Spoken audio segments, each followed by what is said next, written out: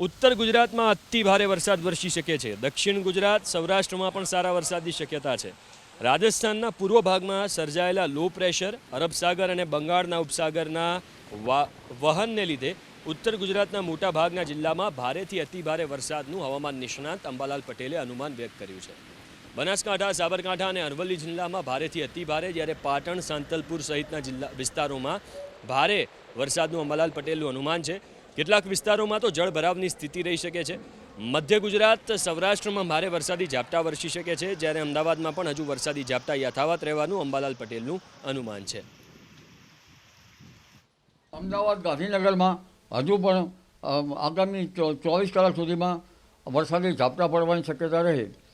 હળવા ભારે વરસાદના કારણે નીચાણવાળા ભાગોમાં જળભરાવ થાય તો તેને નિકાલની વ્યવસ્થા કરવી યોગ્ય રહે, પરંતુ ઉત્તર ગુજરાતના ભાગોમાં ભારેથી અતિ ભારે વરસાદ થવાની શક્યતા રહેશે, જેમાં સાંતલપુરના ભાગો, પાટણના ભાગોમાં તો વરસાદ થવામાં હશે, પરંતુ મહેસાણાના કેટલાક ભાગોમાં, બનાસકાંઠાના ભાગોમાં વરસાદ થવાની શક્યતા રહેશે। પાલનપુર, ડીસાના ભાગમાં વરસાદ થવાની શક્યતા રહેશે।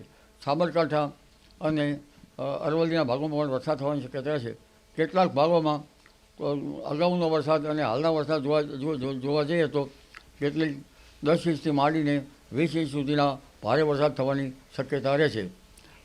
અને ઉત્તર ગુજરાતના તળાવો અને કેટલાક જળાશયો ભરી જવાની શક્યતા રહેશે। વોકળામાંથી પાણી જવાની શક્યતા રહેશે અને લગભગ ખેડૂત ભાઈઓએ ખેતરમાં જળ ભરાવ થતાં તેના નિકાલની વ્યવસ્થા કરવી યોગ્ય રહે।